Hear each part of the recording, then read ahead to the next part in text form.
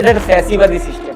আপনি ফ্যাসিস্ট না হলেও এখানে বসলে আপনি একটা টাইম পরে নিজে ফ্যাসিস্ট। অবকাঠামোটাই এই অন্তর্বর্তী সরকারও কি আপনাদেরকেই প্রতিপক্ষ মনে করছে নাকি মানে বড় ভাবে হামলা করা হচ্ছিল, মানে একদমই বিন্দু মাত্র সেও জানতো না সেই গুলিটা হয়তো তার কাছে যাবে কিনা।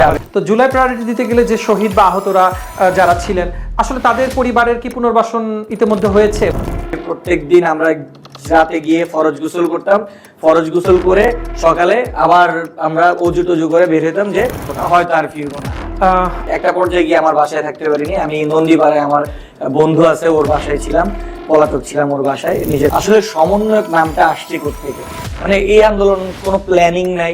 এখন যারা আহত না নিহত না একেবারে জীবিত ছাত্রলীগ যাদেরকে আপনারা নিষিদ্ধ করলেন কার্যক্রম, এরা যে আগামী দিন আপনার দলে এসে আপনার সহকর্মী হবে না এটা আপনারা নিশ্চিত করবেন কিভাবে? একটা রাজনৈতিক দল মাইন্ডের চিপায় পড়ার পরে যেই দ্বিতীয় রাজনৈতিক দলটা থাকে সে ওই সুযোগটা কাজে লাগিয়ে নিজের ঘরে কিন্তু সেই ফসলটা নিয়ে নেয়। ইশরাক সাহেব অলৌকিক ভাবে তার আর্জি চেঞ্জ করে ফেলে, তার পক্ষে রায় চলে আসে। সেটা যদি আপনি আগামী মাসের মধ্যে করেন, আপনি আগস্টে নির্বাচন দিন। Time TV, true voice. Time TV Bangla, সত্যি উন্মোচনের অঙ্গীকার। প্রিয় দর্শক, আসসালামু আলাইকুম। তারুণ্যের ভাবনা কোন পথে যাবে বাংলাদেশ, প্রতি সপ্তাহের আয়োজনে আপনাদেরকে স্বাগত জানাচ্ছি। আমি মুজাহিদুল ইসলাম।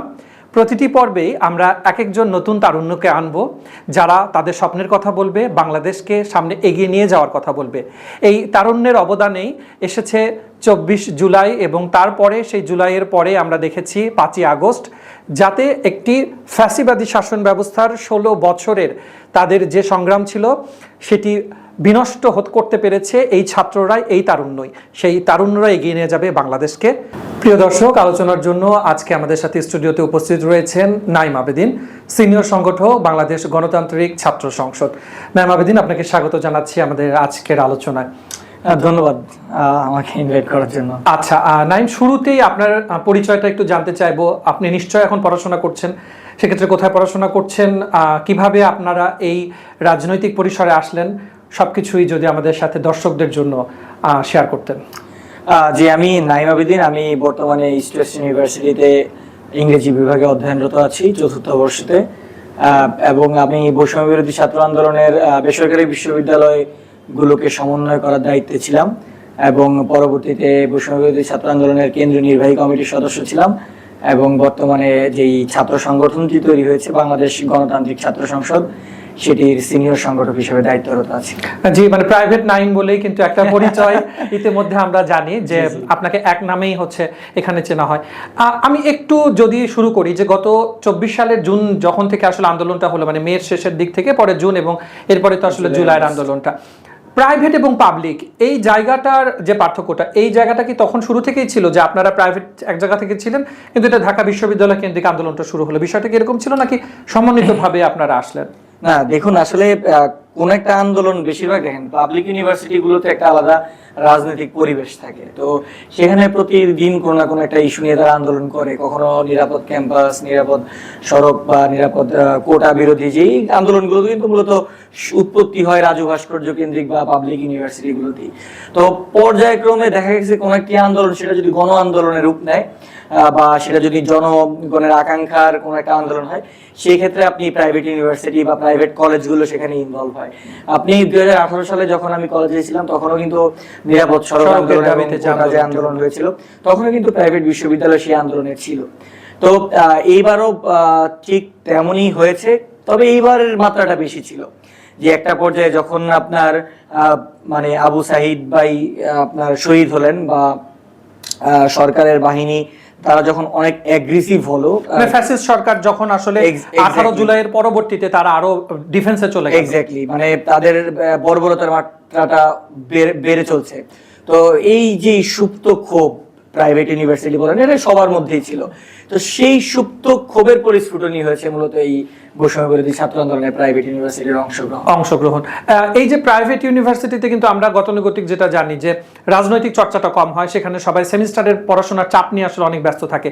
শিক্ষকরা ওই সময় আপনাদেরকে আসলে কতটুকু সহযোগিতা করেছিল, মানে আপনারা কি স্বতঃস্ফূর্তভাবে আসতে পেরেছিলেন বা ওই সময় কোনো সেশন জাট বা সেমিস্টার গ্যাপ এরকম কোনো কিছুর সম্মুখীন হতে হয়েছে কিনা? যদি একদম প্রথম দিকে বলি, প্রথম দিকে ক্লাস মিস যেত, অর্থাৎ একদম 10 তারিখ 10 জুলাই 15, 11, 12, 13 জন আস্তে আস্তে বাংলা ব্লকেট হলো, রামপুরা ব্লকেট হলো। তো তখন আসলে আমরা অতটা মানে তখন তো ক্লাস চলছিল, তো আমাদের তখন ক্লাসগুলো মিস যেত, তখন আমরা খুব অল্প কয়েকজন আন্দোলনে ছিলাম। তো এর পরবর্তীতে যখন আন্দোলনটা একদম একটু বড় হয়ে গেল, তখন আর কি ক্যাম্পাস অথরিটি আর ক্লাস করতে পারছিল না, কারণ বেশিরভাগ স্টুডেন্ট তখন আন্দোলনে অংশগ্রহণ করতো, তো অটোমেটিক্যালি আর কি ফ্যাকাল্টিরা ক্লাস নিতে পারতো না। এবং অনেক ফ্যাকাল্টি যারা আছেন আমাদের সাথে আন্দোলনে এসে একাগ্রতা প্রকাশ করেছিলেন, আমাদের সাথে যোগ দিয়েছিলেন। এবং পরবর্তীতে যখন আন্দোলন শেষ হলো, ক্যাম্পাসগুলো যখন খুললো, তখন অনেক ফ্যাকাল্টি খুব ইজিলি আর কি আমাদেরকে মার্কিং করলো এবং সিলেবাস কমিয়ে দিল, মানে আমাদের সাথে খুব পজিটিভ ওয়েতে ছিল। আমি একটু স্মৃতির কথা বলতে চাইবো, সেটা হচ্ছে যে জুলাইয়ে যখন আমরা দেখেছিলাম যে ব্র্যাক ইউনিভার্সিটি একেবারে সামনে এবং ইস্ট ওয়েস্ট ঠিক মানে একেবারে প্যারালাল করে আপনারা রাজপথে ছিলেন, ওই সময়ের আন্দোলনের কোনো স্মৃতি কি এখনো আপনাকে তাড়িত করে, বা মনে হয় যে মানে ওই বিভৎসতাটা আপনি একদম চোখের সামনে দেখে এসেছেন, এরকম কোনো স্মৃতি? আসলে পুরো মাসটাই ছিল আর কি স্মৃতিতে একদম ভরপুর। প্রথম দিকে যদি বলতে চাই, একদম সর্বপ্রথম প্রাইভেট ইউনিভার্সিটির উপর মানে হামলাটা হয় একদম জোরে সোরে, কিন্তু 18 জুলাই আমাদের ব্র্যাক ইউনিভার্সিটির সাকিন ভাই, ফারাবি, আরো যারা ফ্রন্টলাইনার সমন্বয়ক যারা ছিলেন, ওদের সাথে আমরা আগের দিন রাতে যোগাযোগ করি যে আমরা একসাথে 10টা বা 10:30টার দিকে একসাথে আমরা দাঁড়াবো। তো তখন 9:45 বাজে, আমার এখনো মনে আছে, আমরা স্টেজের সামনে প্রায় 1000 খানিক স্টুডেন্ট আমরা জড়ো হয়েছিলাম। তো আমাদের কথা ছিল আমরা আস্তে আস্তে মেইন রোডের দিকে যাবো, আফতাবনগর থেকে বের হয়ে। তো ঠিক 9:30 কিংবা 35-এর দিকেই তখন হুট করে আমরা একটা টিয়ার শেল এবং সাউন্ড গ্রেনেডের শব্দ শুনি, এবং সাথে সাথে আমাদের ফোন আসে ব্র্যাক ইউনিভার্সিটি থেকে যে ওদের সাথে পুলিশের ফাইট শুরু হয়ে গেছে এবং ওদেরকে ক্যাম্পাসের ভিতরে ঢুকিয়ে গেটের বাইরে থেকে ওদের ভিতরে গুলি করা হচ্ছে, রাবার বুলেট মারা হচ্ছে। তো তখন একটা ঐতিহাসিক ভিডিও কিন্তু তখন ভাইরাল হয় যে স্টেজ থেকে অনেক শত শত ছেলে দৌড়ে ব্র্যাকের দিকে যাচ্ছে। তো একদম তখন আমরা একদম দৌড়ে মনে করেন যে ব্র্যাকের সামনে চলে যাই এবং তাদেরকে ভিতর থেকে নিয়ে এসে আমরা একসাথে সারাটা দিন ব্র্যাকের সামনে স্টেজে আমরা যারা ছিলাম, পরবর্তীতে north south, AIUB, Manarat international, ওই পাশ দিয়ে imperial college, Banasree ideal college, সবাই আমরা এরপরে রামপুরা ব্রিজে আমরা যোগ দিই এবং এইভাবে সম্মিলিতভাবে আপনারা অংশগ্রহণ করলেন। শহীদ আবু সাঈদকে দেখে আপনারা অনুপ্রাণিত হলেন, রাজপথে পুলিশের গুলির সামনে দাঁড়িয়ে গেলেন, কখনো কি মনে হয়েছিল যে ওটাই শেষ দিন? প্রতিদিন আমার এখনো মনে আছে, আমি তো একটা পর্যায়ে গিয়ে আমার বাসায় থাকতে পারিনি, আমি নন্দীপাড়ায় আমার বন্ধু আছে, ওর বাসায় ছিলাম, পলাতক ছিলাম ওর বাসায়, নিজের বাসায় থাকতে পারিনি। তো তখন আমরা প্রতিদিন রাতে বাসায় যেতাম, আন্দোলন শেষ হইতে হইতে বাসায় যেতে 9টা-10টা বাজতো, এবং আবার ভোরে ভোরে উঠে 7টা-8টার দিকে বের হয়ে যেতাম। তা আমরা এখনো মনে পড়ে, আমি প্রত্যেক দিন আমরা রাতে গিয়ে ফরজ গোসল করতাম, ফরজ গোসল করে সকালে আবার আমরা অজু টজু করে বের হতাম, যে মানে আমরা নিয়তটাই থাকতো যে হয়তো আর ফিরবো না। আপনাদের প্রতি আসলে শ্রদ্ধার জায়গাটা যদি বলি, সেটা কোনো শব্দে প্রকাশ করা সম্ভব নয়, কারণ আপনারা ইয়াংরা যারা এগিয়ে এসেছিলেন এর জন্য বাংলাদেশ মুক্তি পেয়েছে, সত্যিকার কথা।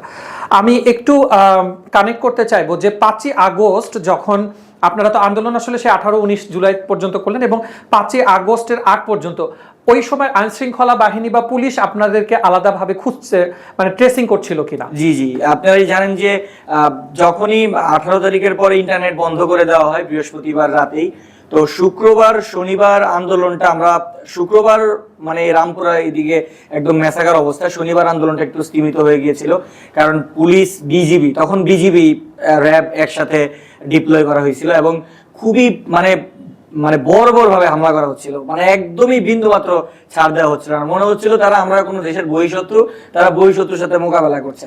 তো এমন পর্যায়ে তখন আপনি জানেন যে ইন্টারনেট সবকিছু বন্ধ, এবং আমাদের ওইখানে যে ম্যাচগুলো ছিল ইউনিভার্সিটি এরিয়াতে এবং বসুন্ধরার যে নর্থ সাউথের আশেপাশে যে ম্যাচগুলো ছিল, এবং আপনি বিউবিটি মিরপুরের, মোহাম্মদপুরের ওইখানে যে ম্যাচগুলো ছিল, স্টুডেন্টদের যে এরিয়াগুলো ছিল, একদম দুই পাশে ব্লক রেড যেটাকে বলে, যে এই পাশে পুলিশের গাড়ি, ওই পাশে পুলিশের গাড়ি রেখে আর ভিতরে ফোর্স পাঠিয়ে ব্লক রেড দেওয়া হচ্ছিল, এবং প্রত্যেকের ফোন, যেটা আপনার একদমই ব্যক্তিগত একটি ডিভাইস, সাংবিধানিকভাবে কখনোই আপনি কারো ঘরে গিয়ে কারো ফোন আনলক করে চেক করতে পারেন না, কিন্তু তারা ঢুকে ঢুকে ফেসবুক পোস্ট পর্যন্ত দেখছিল। যে আমরা তখন খবর পাচ্ছিলাম যে ইস্ট ওয়েস্টের আশেপাশে যে ম্যাচগুলো আছে সেখানে ব্লক রেড হচ্ছে। তো তখন সবাইকে আমরা বলছিলাম যে আপনারা মোবাইল থেকে সবকিছু ডিলিট করে ফেলেন। ইভেন কারো ফেসবুক একটা পোস্ট পেলেও তাকে হচ্ছে সেখান থেকে ট্রেস করা হচ্ছিল, ধরে নিয়ে যাওয়া হচ্ছিল। একটা জিনিস একটু জানতে চাইবো যে এই যে আপনারা যখন আন্দোলনের মাঠে ছিলেন, আপনাদের কিন্তু ওইভাবে কোনো লিডার ছিল না, আপনারা কিন্তু প্রত্যেকেই দেখা যাচ্ছিল যে একটা সম্মিলিতভাবে সামনের দিকে এগোচ্ছেন বৈষম্য বিরোধী ছাত্র আন্দোলনের ব্যানারে। এই জায়গাটা আসলে লিড বা নিজেদের মধ্যে কমিউনিকেশন, যোগাযোগ করাটা এবং একত্রিত হওয়াটা, এটা আসলে কিভাবে কন্টিনিউ করলেন? একদম প্রথম দিকে যদি বলি, তখন আমাদের নেতৃত্ব জায়গাটা ছিল এমন যে আসলে সমন্বয়ক নামটা আসছে কোত্থেকে। সমন্বয়ক মূলত কিন্তু নেতৃত্ব দেওয়াকে বোঝায় না, সমন্বয় করাকে বোঝায়। অর্থাৎ আপনি সবাই সাথে একটা সমন্বয় করবেন।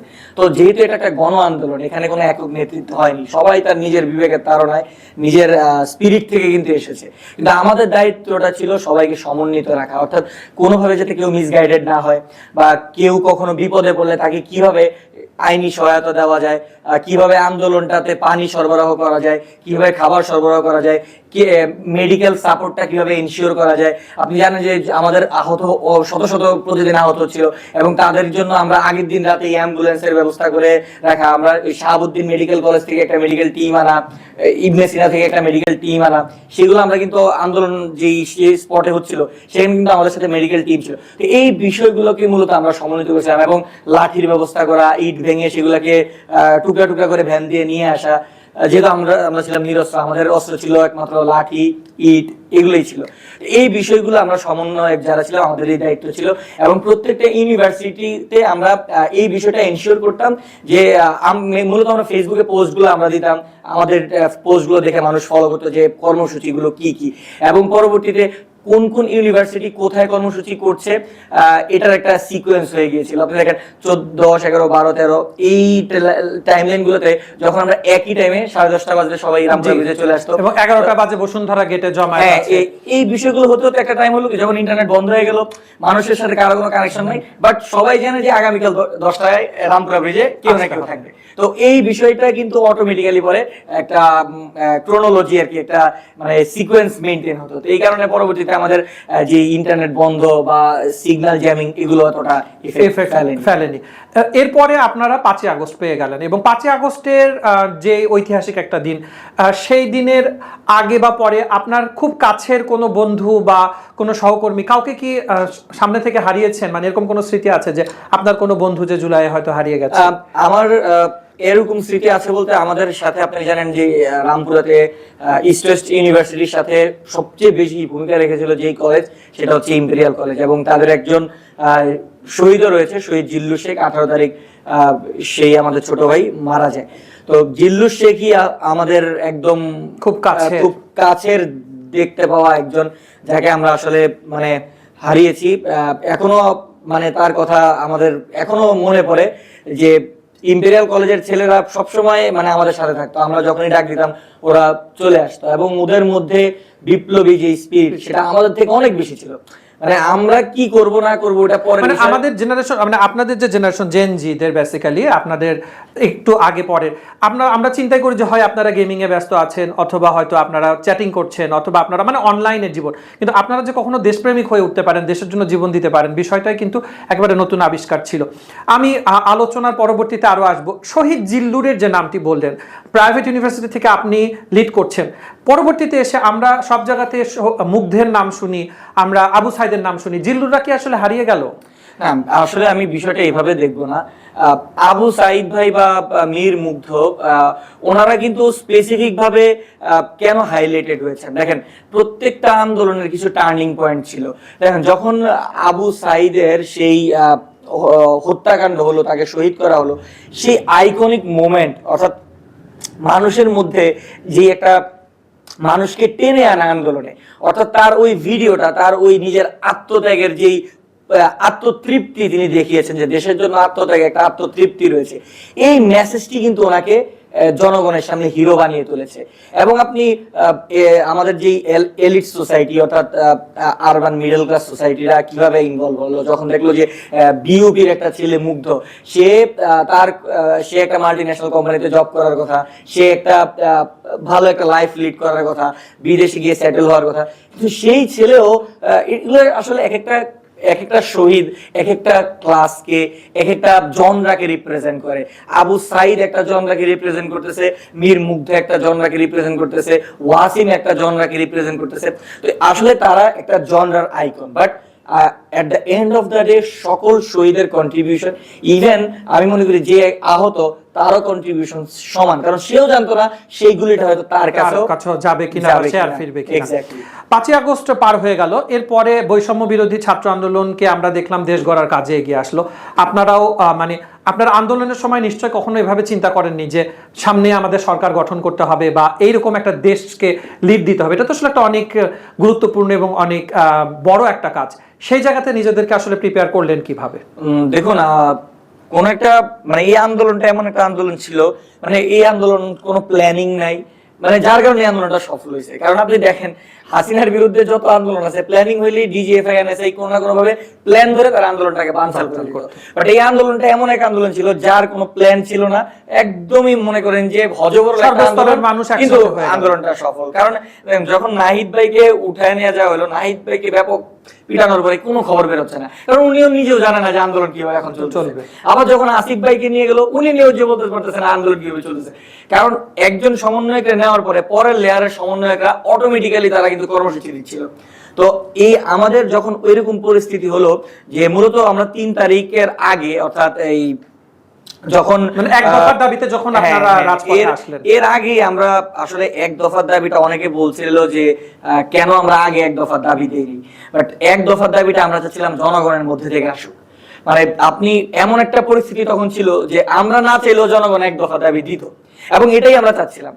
তো এই পরিস্থিতি যখন এসেছিল তখনই আমরা এটা আমরা আজ করেছি যে এই হাসিনা আর টিকতে পারবে না, কারণ আপনি পলিটিক্যাল দলগুলোর এগেইনস্টে নিজের ফোর্স ব্যবহার করে টিকে থাকতে পারবেন, বাট জনগণের এগেইনস্টে আপনি ফোর্স ব্যবহার করে কখনোই ক্ষমতায় থাকা সম্ভব না। তো তখনই আমাদের যারা সিনিয়র ছিলেন, আসিফ ভাই, নাহিদ ভাই, মাহফুজ ভাই, নাসিরউদ্দিন পাটোয়ারি, যারা একদম কোর নিউক্লিয়াসে ছিলেন, ওনারা এই বিষয়গুলো নিয়ে আলোচনা করছিলেন যে পরবর্তী রূপরেখা কি হতে পারে, যদি ফল করে তাহলে কিভাবে লিড করবে, মিলিটারি হাতে যাতে না যায়, দেশে যাতে সেনা শাসনের দিকে না যায়, বিপ্লবী ছাত্র জনতার হাতে দেশের ভবিষ্যৎ যাতে নষ্ট না হয়, সর্বদলীয় ঐক্যের একটা বিষয় আছে, জাতীয় সরকারের একটা প্রস্তাবনা ছিল। এই বিষয়গুলো তখন থেকে ওনারা প্ল্যানিং করে এগোতে শুরু করেন। সরকার গঠন হয়ে গেল আমরা দেখলাম, এবং অন্তর্বর্তীকালীন সরকারের যিনি লিড করছেন ডক্টর মোহাম্মদ ইউনূস, স্যার তো আসলে প্রস্তাবটা অ্যাকসেপ্ট করলেন, এবং ওই সময় আসলে বাংলাদেশকে লিড করার জন্য ওনার মতো অরাজনৈতিক একজন ব্যক্তিকে আসলে অনেক বেশি প্রয়োজন ছিল, এবং সেই সাথে যার আন্তর্জাতিক যোগাযোগ দক্ষতায় এটা আপনারা খুব দক্ষ হাতে আমি বলবো যে নির্ধারণ করা হয়েছিল, এবং তিনিও জাতিকে লিড করছেন। এটার গড়ার পরে আপনারা যেখানে বৈষম্য বিরোধী ছাত্র আন্দোলন ছিলেন, 3 মাস যাওয়ার পরে আমরা দেখলাম যে আপনারা একটা রাজনৈতিক দলের দিকে গেলেন। আপনারা যে সময় আন্দোলনে ছিলেন সেই সময় আসলে বাংলাদেশের কোনো রাজনৈতিক বিভেদ ছিল না, কিন্তু তার পরবর্তীতে বাংলাদেশের প্রচলিত যে রাজনৈতিক দলগুলো ছিল তাদের কাছ থেকে বের হয়ে আপনারা নিজেদের একটা আলাদা আইডেন্টিটি তৈরি করতে যেতে চাইলেন, এটা কেন? দেখুন, বাংলাদেশে গণ অভ্যুত্থান তো আরো হয়েছে। আপনারা জানেন যে 90 স্বৈরাচার বিরোধী আন্দোলন হয়েছে, 69-এর বিভিন্ন সময়ে বিভিন্ন বড় বড় আন্দোলন হয়েছে, but at the end of the day কি হয় যে গণ অভ্যুত্থানের পরে সেই গণ অভ্যুত্থানের যে ফসলটা সেটা আসলে জনগণের ঘরে কখনোই উঠে নাই। একটা রাজনৈতিক দল মাইনকাট চিপায় পড়ার পরে যেই দ্বিতীয় রাজনৈতিক দলটা থাকে সে ওই সুযোগটা কাজে লাগিয়ে নিজের ঘরে কিন্তু সেই ফসলটা নিয়ে নেয়, যার ফলে কখনোই বাংলাদেশের ইতিহাসে গণ অভ্যুত্থানের পরে যে জন আকাঙ্ক্ষা, জনগণের মধ্যে যে আকাঙ্ক্ষা তৈরি হয় সেটা কখনোই পূরণ হয়নি। কিন্তু এইবারে আমরা এই জিনিসটা রিয়েলাইজ করতে পেরেছি যে দেখুন, আমরা যাদেরকে আমরা শত্রু বানিয়েছি, অর্থাৎ পুরো স্ট্যাবলিশমেন্টটা, ইন্ডিয়ার আধিপত্য এই এরিয়া নিয়ে, এই যে আওয়ামী লীগের স্ট্যাবলিশমেন্ট, প্রশাসন, আমলা, একদম পুরো মানে পুরো প্রশাসনিক সিস্টেম সবকিছুর বিরুদ্ধে কিন্তু আমরা জনগণকে নিয়ে দাঁড়ানোর চেষ্টা করেছি। তো সেই ক্ষেত্রে আমরা মনে করেছি যে অন্যান্য রাজনৈতিক দল তারা আসলে এই সব পরিস্থিতি থেকেই তারা আমাদের সাথে থাকতে পারবে বা এই স্ট্যান্ডটা কি ধরে রাখতে পারবে নাকি, সেই জায়গা থেকে আমরা আসলে ওই ভরসাটা কারো উপর পাইনি। যার কারণে সময়ের প্রয়োজনে, এবং আপনি দেখেন আমরা দীর্ঘ বৈষম্য বিরোধী ছাত্র আন্দোলন দীর্ঘ 6 মাস, বন্যা, আহত, আমাদের কোনো রিসোর্স ছিল না, একদমই বিনা রিসোর্সে আমরা জনগণের টাকায় বিভিন্ন মানুষের সহায়তায় আমরা শুরু থেকেই বিভিন্ন সোশ্যাল ওয়ার্ক গুলো চালিয়ে যাচ্ছিলাম। এবং এমন একটা পরিস্থিতি হয়ে গিয়েছিল যে সারা বাংলাদেশের যত কাজ সব আমাদের করতে হতো।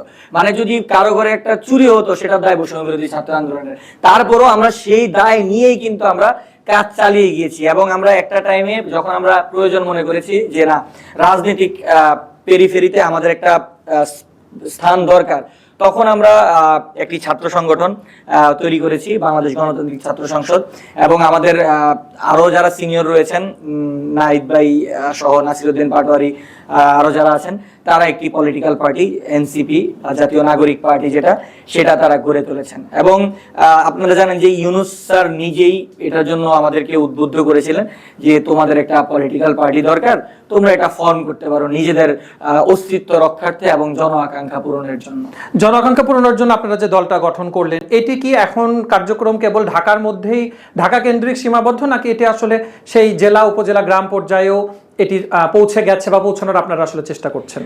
দেখুন, আমাদের আসলে খুবই বললামই তো, আমাদের রিসোর্স অনেক কম ছিল এবং আমাদের কোনো সাংগঠনিক স্ট্রাকচার ছিল না, যার কারণে আমরা অনেকগুলো সমস্যা মোকাবেলা করছিলাম।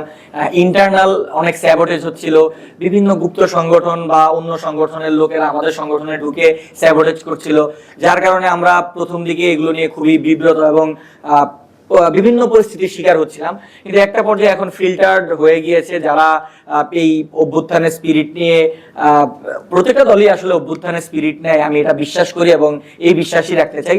তবে আমাদের মতাদর্শে যারা থাকতে চায় এখন সেটা মোটামুটি ফিল্টার্ড, এবং এখন আমরা চেষ্টা করছি যে এই তাদেরকে নিয়ে সারা বাংলাদেশে আমাদের যে সাংগঠনিক বিস্তৃতি সেটা ঘটানোর জন্য। এবং আমাদের ছাত্র সংসদের ইতিমধ্যে 64 জেলার মধ্যে প্রায় 50টি জেলা সফর আমরা সম্পূর্ণ করেছি, এবং ঢাকা মহানগরের 50টি থানা, বিভিন্ন জেলা, উপজেলা, সেখানে আমাদের সফর চলমান। এবং আমি যতটুকু জানি এনসিপিও দক্ষিণাঞ্চলে জনাব হাসনাত আব্দুল্লাহ, উনি গত 2 দিন ডক্টর তাসনিম জারা সহ পুরো চট্টগ্রাম এরিয়াটা চষে বেড়াচ্ছেন, এবং সাদিস আলম দেখলাম আজকে উত্তরাঞ্চলে তিনি যাচ্ছেন। এবং আমি মনে করি যে এটা এখন প্রয়োজন যে প্রত্যেকের দ্বারে দ্বারে, দুয়ারে দুয়ারে যাওয়া। একটি কথা আপনি বলছিলেন যে আপনাদের মতাদর্শের সাথে যারা মিলে তাদেরকে নিয়ে আপনারা করছেন। বাংলাদেশের যেসব আওয়ামী লীগ ছাড়া, আওয়ামী লীগ বাংলাদেশে নিষিদ্ধ, এটি ইতিমধ্যে প্রমাণিত, কিন্তু অন্যান্য বিদ্যমান যে রাজনৈতিক দলগুলো আছে তাদের সাথে আসলে আপনাদের মতাদর্শের পার্থক্যটা কোথায়? দেখুন, আমরা চেষ্টা করছি, ধরেন আমি যদি আমাদের আদর্শিক মিল আছে সংগঠন অর্থাৎ এনসিপি, তাদের কথা যদি বলি, তারা নিজেদেরকে মধ্যমপন্থার একটা রাজনৈতিক দলের দিকে এগোতে চান। এখন মধ্যমপন্থার সংজ্ঞা অনেকভাবে দেওয়া যায়, বাট আলটিমেটলি মধ্যমপন্থা হচ্ছে ব্যালেন্স করে একটা, মানে বাংলাদেশের মানুষ, যেমন বাঙালি মুসলমানের একটা সংজ্ঞা হচ্ছে এরা নামাজ পড়ে একটু গান শুনবে, মানে এ হচ্ছে বাঙালি মুসলমান বলে আর কি যাকে। তো এই মধ্যমপন্থাটাকে আমি মনে করি যে যারা আঁকড়ে ধরে, অর্থাৎ একদমই এক্সট্রিমিস্ট কোনো ধর্মীয় ফিলোসফি বা সেটা রাজনীতিতে ইমপ্লিমেন্ট করতে চায় না, আবার একদমই লিবারেল পাশ্চাত্য সেটাও আনতে চায় না, একদমই আমাদের বাঙালি সংস্কৃতিটা যেভাবে থাকে, এখানে হিন্দু মুসলিম একসাথে থাকবে, সে তার কালচারকে এপ্রিশিয়েট করবে, আমি আমার কালচারকে এপ্রিশিয়েট করব, সবার মধ্যে একটা ব্যালেন্স থাকবে, একটা মিউচুয়াল আন্ডারস্ট্যান্ডিং থাকবে। এই মিউচুয়াল আন্ডারস্ট্যান্ডিং ব্যালেন্সটা তো আসলে যুগ যুগ ধরে বাংলাদেশে ছিল। আমরা তো সাম্প্রদায়িক সম্প্রীতিতে তো বাংলাদেশকে দেখেছি, এবং আমরা সেখান থেকে আপনারা মানে নিজেদেরকে কেন মনে করছেন যে যারা প্রচলিত রাজনৈতিক দল আছে তারা সেটা নিশ্চিত করতে পারছে না, আমরা আসলে নিশ্চিত হবে? দেখুন, বিষয়টা হচ্ছে একটি রাজনৈতিক দল তো শুধুমাত্র আদর্শের জন্য মানুষের কাছে অ্যাকসেপ্টেড হয় না। আদর্শ আপনার মধ্যমপন্থা ধরেন 10টা রাজনৈতিক দলের থাকতে পারে, বাট অ্যাকচুয়ালি সে আদর্শটা ধরে রেখে কতটুকু ইন্টিগ্রিটির সাথে সেই রাজনৈতিক দলটা আসলে জনগণের কাছে পৌঁছালো, সেটা বড় বিষয়। এখন আমাদের দলের সবাই ধোয়া তুলসী পাতা বিষয়টা এরকমও না, কিন্তু আমরা চেষ্টা করব যে ন্যূনতম যাতে এমন না হয় যে কারোর মধ্যে ন্যূনতম মানবিকতাটা না থাকে। অর্থাৎ মানবিকতা রেখে মানুষকে ন্যায় এবং সাম্যের যে সমাজ, অর্থাৎ আমাদের ৭১-এর পরে যেই ন্যায় বিচার, নাগরিক অধিকার, যে বিষয়গুলো আসলে এস্টাবলিশ হওয়ার কথা ছিল, বাট সেগুলো থেকে গেছে, কিন্তু আসলে বাস্তবিকে আমরা কিন্তু ওই স্পিরিটটাই চেষ্টা করছি, যে যেহেতু আমরা তরুণ, আমাদের মধ্যে আপনাদের এই যে কথাগুলো বলছেন, আপনারা বিচ্ছিন্নভাবে কিন্তু বিভিন্ন জায়গায় বার্তাগুলো নিয়ে যাচ্ছেন।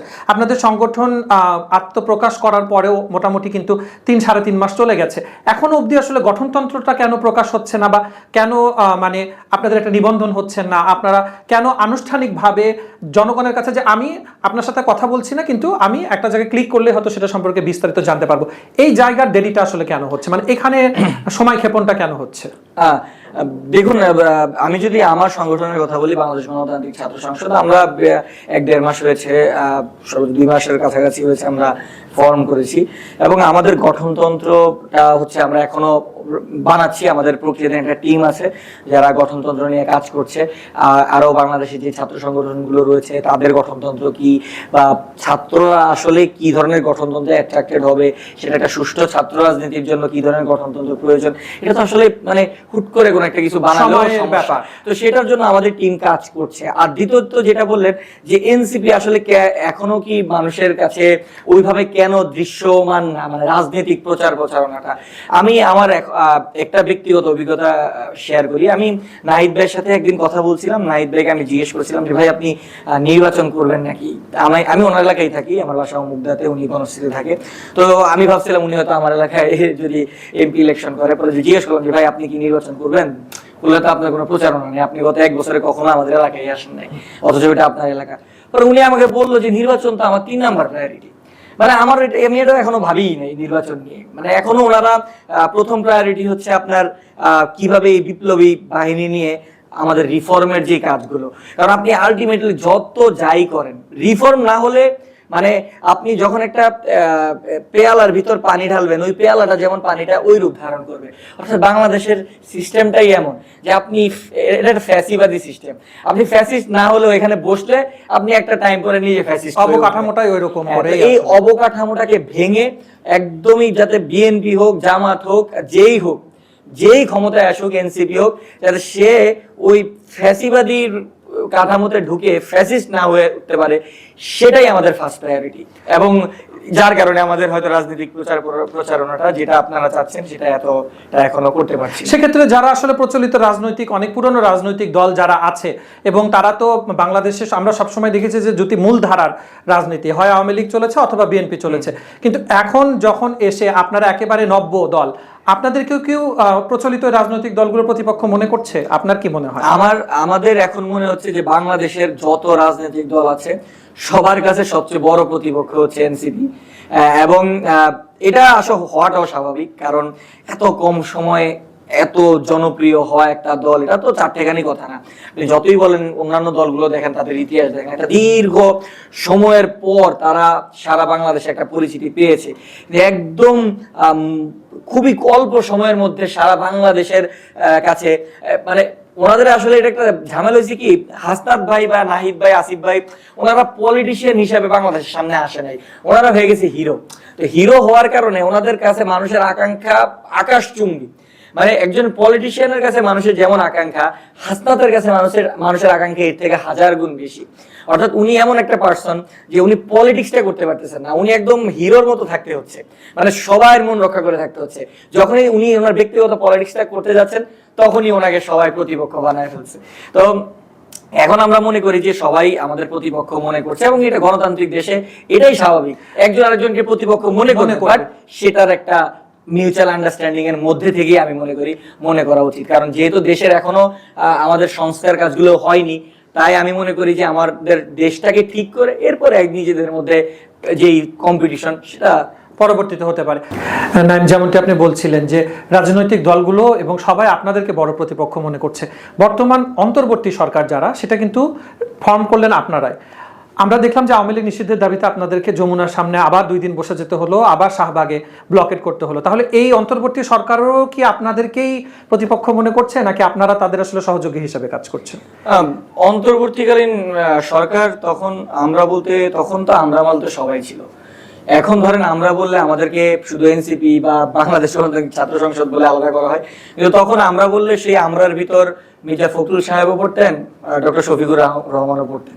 তো অন্তর্বর্তীকালীন সরকার সবাই মিলেই গঠন করেছেন এবং সেটার ম্যান্ডেট সবাই তখন দিয়েছেন। তারেক জিয়া নিজে বলেছেন এই সরকার আমাদের সরকার, এই সরকার ফল করলে আমরা ফল করব। তো আসলে অন্তর্বর্তীকালীন সরকারের কিছু জায়গায় তখন তারা যেই শক্তিশালী অবস্থানটায় ছিলেন বা সবার যে সহযোগিতার মনোভাবটা ছিল, এখন এসে আমরা কিছু জায়গায় সেই সহযোগিতার মনোভাবটার ঘাটতি দেখতে পাচ্ছি। যে ধরেন মানে আপনি আমি একদম যদি কোটাঙ্গুট করে বলি যে জনাব সালাউদ্দিন সাহেব বিএনপির তিনি কি বললেন যখন ইউনুস সাহেবের ইউনুস স্যারের যে পদত্যাগের গুঞ্জন উঠলো, তখন বললেন যে উনি পদত্যাগ করলে জনগণ তার অল্টারনেট পাবে, বিকল্প খুঁজে বের করবে। কিন্তু যখনই আমরা ওই ফ্যাসিবাদের দোসর রাষ্ট্রপতি চুপ করে হটানোর কথা বললাম, তখন তিনি এটা বলেন নাই। তখন তিনি বলছেন এটা একটা সাংবিধানিক সংকট তৈরি করবে। মানে যেই আমরা পুরো সাংবিধানিক সংকট কেন, পুরো দেশই তো তখন ছিল সংকটে। মানে আলাদা করে সাংবিধানিক সংকট বলতে কি, মানে তখন লজিক্যালি মারপেজ দিলে তো সবই সংকট। তো এটা আসলে ছিল তাদের একটা সুবিধাজনক মানে সুবিধাবাদী একটা স্ট্যান্ড। তো এই ধরনের অসহযোগিতার কারণে আমরা কিছু জায়গায় আমরা তখন যেই শক্তিটা নিয়ে চেয়েছিলাম, শত হোক বিএনপি একটা বড় দল, কোন একটা কিছু করতে গেলে তাদের সাপোর্ট বা তাদের সদিচ্ছা অবশ্যই প্রয়োজন। তো সেই ক্ষেত্রে তারা যদি ওইভাবে সহযোগিতা করতো বা অন্যান্য দলগুলো সবাই যদি সহযোগিতা করতো, তাহলে আমার মনে হয় না হাসনাত আব্দুল্লাহর হুট করে যমুনায় গিয়ে তারপরে আওয়ামী লীগ দেশের মানুষকে ডাক দেওয়ার প্রয়োজন ছিল। বা আরো অনেক বিষয় আছে, যেমন তদন্ত বা বিচার, পুলিশের ভূমিকার বিচার, সেনাবাহিনীর যেই জেনারেল ওয়াকারুজ্জামান তার যেই তখনকার ভূমিকা, বা যে সেনানিবাসে যেই 600+ যে আওয়ামী লীগের এমপি মন্ত্রী, হ্যাঁ, প্রধান সরকারি আমলারা ছিল, তো এই যে তাদেরকে আশ্রয় কেন দিল এবং তাদেরকে সেফ এক্সিট দিল, এই বিষয়গুলো কিন্তু সামনে আর পরবর্তীতে আনা হয়নি। এবং আয়নাঘরকে নিয়ে একটা বিতর্ক পরবর্তীতে পাওয়া গেল যে আয়নাঘরকে একদম পলিশ করে নতুন রং করে পরবর্তীতে ডক্টর ইউনূস স্যারকে সেখানে নিয়ে যাওয়া হলো। এবং এই বিষয়গুলো আসলে আমি মনে করি যে রাজনৈতিক দলগুলোর নিজেদের ব্যক্তিগত এজেন্ডা সেটাকে বড় করে দেখার কারণে অন্তর্বর্তীকালীন সরকার কিছুটা দুর্বল অবস্থানে আছে। তবে আমি এটাও বিশ্বাস করি যে ইউনূস স্যার এমন একজন ব্যক্তি, তিনি যদি কখনো ব্যক্তিগতভাবে দেশের মানুষকে ডাক দেয়, তাহলে আমার মনে হয় ঘরে বাংলাদেশের 16 কোটির 4 কোটি শিশু বাদে বাকি 12 কোটি মানুষ রাস্তায় নেমে আসবে। সেটাই প্রত্যাশা থাকবে, কারণ আমরা আসলে দিন শেষে চাই যে বাংলাদেশ এগিয়ে যাক। আমি আরেকটা কথা আপনাদেরকে বলবো যে যেখানে আপনারা বলছিলেন যে জুলাই আপনাদের মূল প্রায়োরিটি, আপনার কথায় আপনি বলেছেন যে নির্বাচন আপনাদের থার্ড প্রায়োরিটি, আপনাদের যারা পলিসি মেকিং এ আছেন তারা যেখানে বলছেন, তার মানে আসছে কি যে জুলাইকে প্রায়োরিটি দেওয়া। তো জুলাই প্রায়োরিটি দিতে গেলে যে শহীদ বা আহতরা যারা ছিলেন, আসলে তাদের পরিবারের কি পুনর্বাসন ইতিমধ্যে হয়েছে, বা তারা কি আসলে ঠিকঠাক মতো পাচ্ছেন সমস্ত ধরনের সুবিধাগুলো, বা তাদের প্রায়োরিটিটুকু আপনারা কি নিশ্চিত করতে পেরেছেন দল হিসাবে? দেখুন, প্রথমত এখানে মানে এটা একটা বিশাল কর্মযজ্ঞ ছিল। সর্বপ্রথম আমাদের কোনো সাংগঠনিক স্ট্রাকচার ছিল না, যার কারণে তখন আমরা আপনারা জানেন একটা স্বাস্থ্য উপকমিটি হয়েছিল আহতদের লিস্টিং করার জন্য।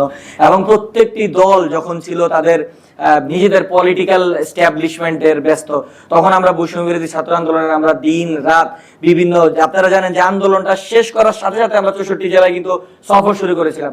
তখন আমাদেরকে নানাভাবে বলা হচ্ছিল যে ওরা এখন কেন সফর করছে, কিন্তু তখন আমরা সফর করে করে প্রত্যেকটা জেলায় গিয়ে গিয়ে কিন্তু আমরা আহতদের কিভাবে লিস্ট করা যায়, সেই এলাকায় একটা কমিটি কিভাবে বানানো যায়, সেই এলাকার আহত কে কে আছে, সবকিছু কিন্তু আমরা তখন একসাথে করছিলাম। এবং একটা পর্যায়ে এসে এই কাজগুলো করার কথা ছিল সরকারের, এবং এই কাজগুলো আমাদের থেকে বেটার করতে পারতো বড় বড় রাজনৈতিক দলগুলো, কারণ তাদের কিন্তু কমিটি ছিল। তারা কি করলো যে আমাদের অমুক দলের এতজন আহত আছে, আমাদের অমুক দলের এতজন নিহত আছে, মানে তারা নিহতদের একটা সাইডকে নিজেদের ওন করলো, আর বাকি সাইডটাকে কি তারা স্বীকার করলো না। কিন্তু তাদের এই মুক্তির পিছনে পুরো 2000 মানুষের রক্ত আছে, আলাদা করে 100-200 জনের রক্ত নাই। তো এই সব কারণে আমরা দেখা গেছে যে সম্পূর্ণভাবে এই কাজটি আমরা সম্পূর্ণভাবে করতে পারিনি। এরপরে দেখেন আমরা যেখানে যেতাম জুলাই আগস্টে অনেক ছাত্রলীগ আহত হয়েছিল, হ্যাঁ, ছাত্র জনতার হাতে। তারাও পরবর্তীতে অনেকে কি করলো, এই সুবিধা আহতর লিস্টে নাম ঢুকিয়ে ফেললো, এবং তারা এক পর্যায়ে এমনও লোক আছে আমাদেরকে এসে হুমকি দিল যে আমি জুলাই আহত, আমি এখনো কোনো সাহায্য পাই নাই। পরবর্তীতে ওরা টাকা পয়সা দেওয়ার পরে দেখি ও ছাত্রলীগ করছে, পরবর্তীতে ওরা ধইরা পরে। কিন্তু মানে এই যে এই ধরনের আপনি যেখানে বলছেন যে আহতর মধ্যে ছাত্রলীগ ঢুকে গেছে, এখন যারা আহত না নিহত না একেবারে জীবিত ছাত্রলীগ যাদেরকে আপনারা নিষিদ্ধ করলেন কার্যক্রম, এরা যে আগামী দিন আপনার দলে এসে আপনার সহকর্মী হবে না, এটা আপনারা নিশ্চিত করবেন কিভাবে? দেখুন, মানে বাংলাদেশের প্রেক্ষাপট আপনি যদি দেখেন, তৃণমূলের প্রেক্ষাপট একরকম, আর ধরেন রাজনৈতিক যেই হটস্পট মানে যে বাংলা ঢাকা কেন্দ্রিক বা শহর কেন্দ্রিক রাজনীতি আর তৃণমূলের রাজনীতি কিন্তু আলাদা। আপনি গ্রামে যান, গ্রামে যে মানুষকে আপনি জিজ্ঞেস করুন বাংলাদেশের কটা দল আছে, বলবে আওয়ামী লীগ আর বিএনপি, এর বাইরে এরা কাউকে চিনেও না, জানেও না, বুঝেও না।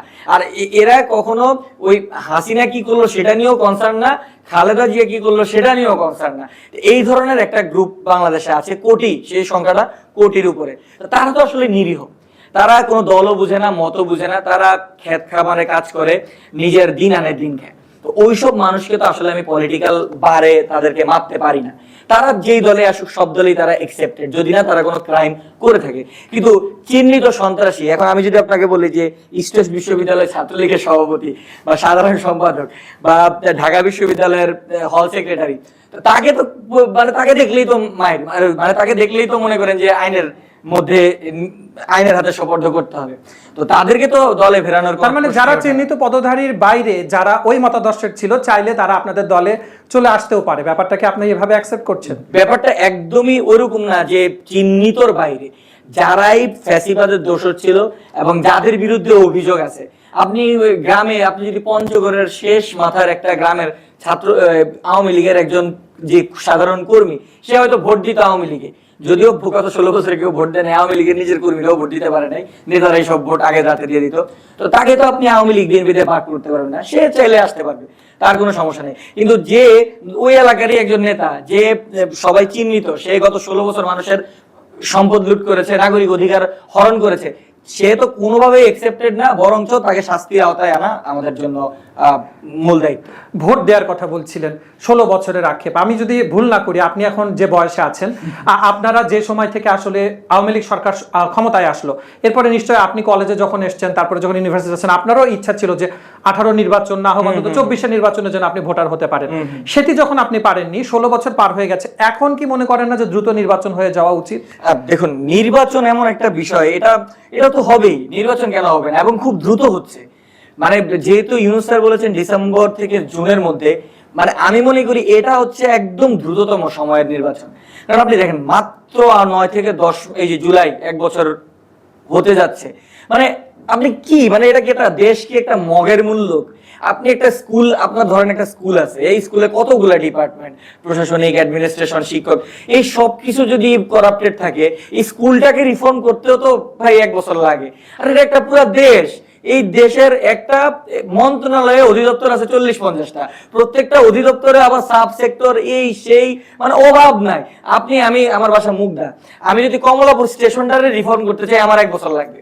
মানে শুধুমাত্র একটা ট্রেন স্টেশন, মানে এটার ভিতরে এটার একদম পিয়ন হতে শুরু করে যে টিটি, সে পর্যন্ত দুর্নীতি, মানে সবগুলো 1 লাখ টাকা খায়, মানে কোনো না কোনো ভাবে এরা দুর্নীতিগ্রস্ত। তো সেই অনুযায়ী পুরো দেশের একটা একদম ঢালাও ভাবে রিফর্ম করার যে ন্যূনতম সময়, সেটাও আমি মনে করি 10 বছর, একদম ন্যূনতম সময়। কিন্তু এটা তো প্র্যাকটিক্যাল না 10 বছর। অন্যান্য যদি এটা জাতীয় সরকার হতো, প্রত্যেকটা দল তাদের স্টেক এখানে দিয়ে একটা জাতীয় সরকার তৈরি করতো, দলগুলো আবার চালাকি করছে এই জায়গায়, তারা জাতীয় সরকার মানে নাই, তারা ভাবছে যে না আমরাই ক্ষমতায় আসবো পরবর্তীতে নির্বাচনের মাধ্যমে। তো সেই উপলক্ষে আমি মনে করি যে ডিসেম্বর থেকে জুন এটা একদমই কম সময়, বরঞ্চ ইউনূস স্যারের আমরা আহ্বান করবো, ইউনূস স্যারের অন্যান্য দলের সাথে কথা বলে কিভাবে তার মানে বাজারে যে কথাটি প্রচলিত যে এনসিপি চাচ্ছে না নির্বাচন, তারা পেছাতে চায়, কিন্তু আসলে বিষয়টি তেমন না। আপনারা আসলে আপনাদের জায়গা থেকে চান যে দ্রুততম সময়ের মধ্যেই বা তাদের ঘোষিত সময়ের মধ্যে অবশ্যই আপনারা সহযোগিতা করবেন সেই জায়গাতে। আমরা একদম ডিসেম্বর জুনও না, এনসিপি বা আমাদের যে বাংলাদেশ গণতান্ত্রিক ছাত্র সংসদ, আমাদের যে সংগঠন, আমাদের দাবি একদমই পরিষ্কার। সেটা হচ্ছে আপনি জুলাই প্রোক্লেমেশন তো সরকার যেহেতু কথা দিয়েছে 1 মাসের মধ্যে দিবে, সেটাও আল্লাহ জানে দিবে নাকি সেটার জন্য আবার নামতে হবে।